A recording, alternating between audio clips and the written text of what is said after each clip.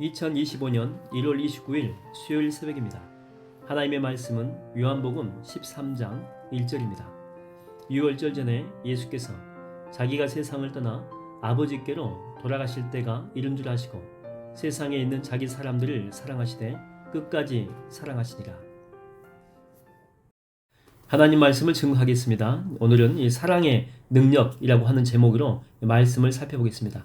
총 두 번에 걸쳐서 보는데 오늘은 첫 번째입니다. 사람들은 기본적으로 이기적인 그런 존재죠. 자기 자신의 목적을 위해서 살아갑니다. 그러나 이것이 바뀔 때가 있어요. 언제냐면 사랑에 빠지는 순간 이게 역전이 됩니다.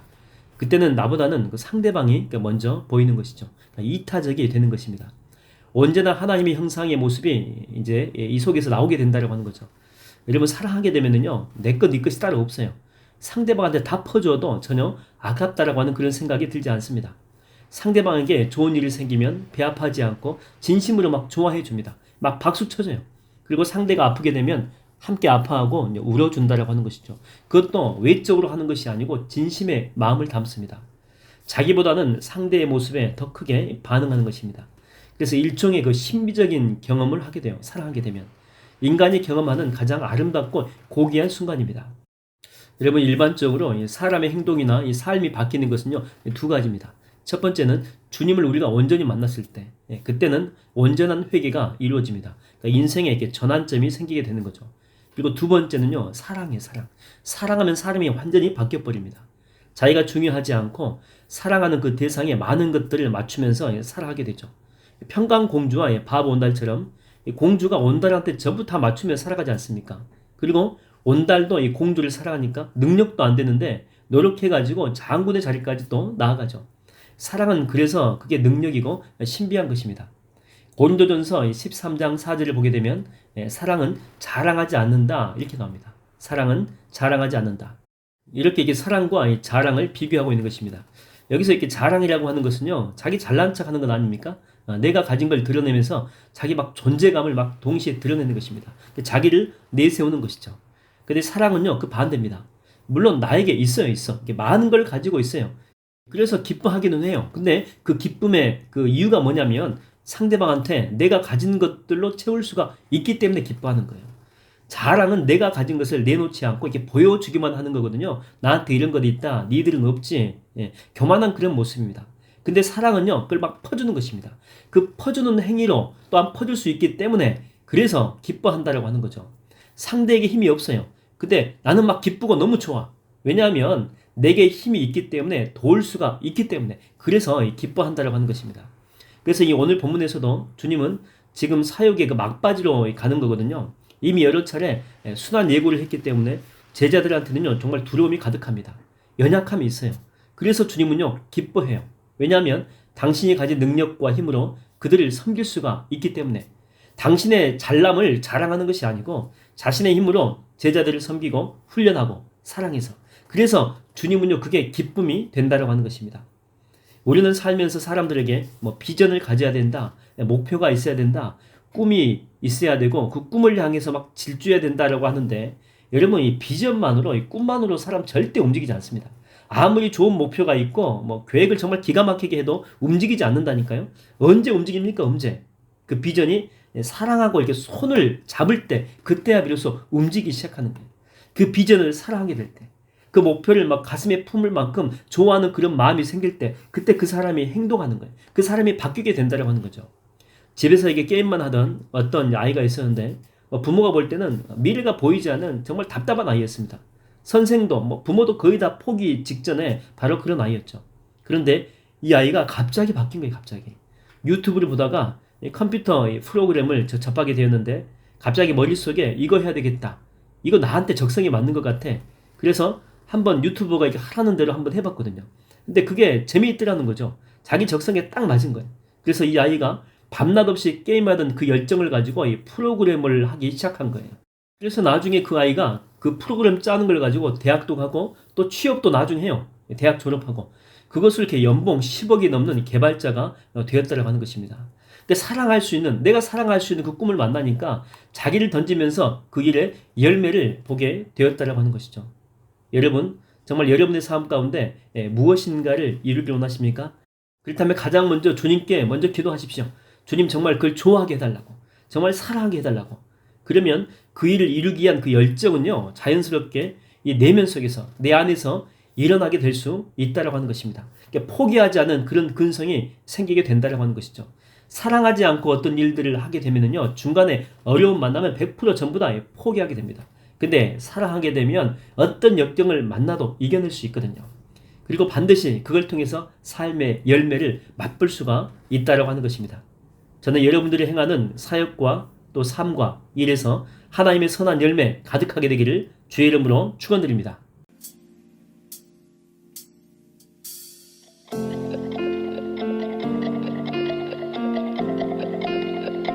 여러분 괜찮으시면 다 같이 우리 자리에 일어나셔서 우리 찬양했으면 좋겠습니다.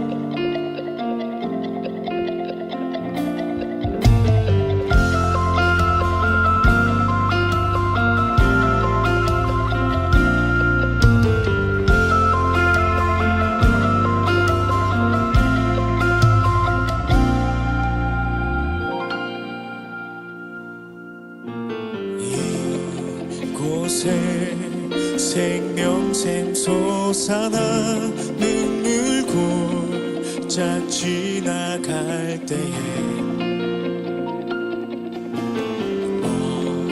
언짢아 열매 맺히고 웃음소리 넘쳐나리라.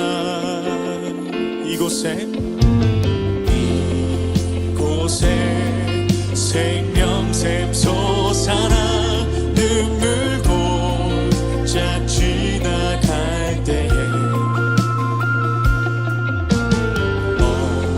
언짢아 열매 맺히고 웃음소리 넘쳐나리라.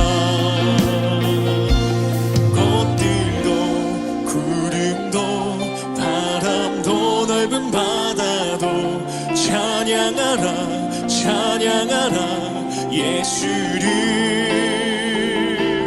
하늘이 울리며 노래해 나의 영혼아 은혜의 주 은혜의 주 은혜의 주. 아멘. 그날에 하늘이 열리고 모든 이가 보게 되리라. 마침내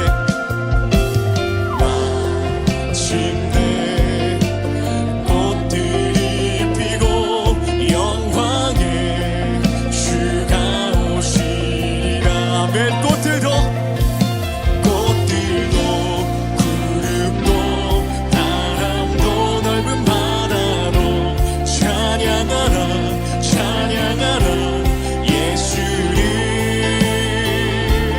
하늘이 울리며 노래해 나의 영혼아 은혜의 주 은혜의 주 은혜의 주. 꽃들도 구름도 바람도 넓은 바다로 찬양하라 찬양하라 예수를. 하늘이 울리며 노래해 나의 영혼아 은혜의 주 은혜의 주 은혜의 주. 꽃들도 구름도 바람도 넓은 바다도 찬양하라 찬양하라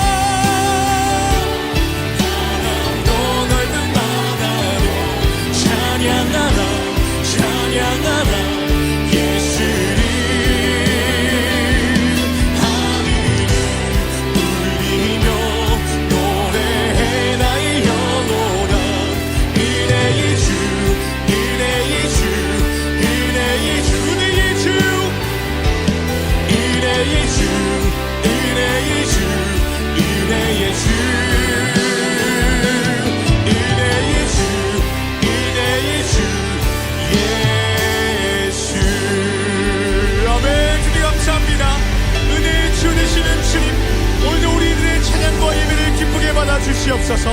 주님 감사합니다. 아멘 아멘.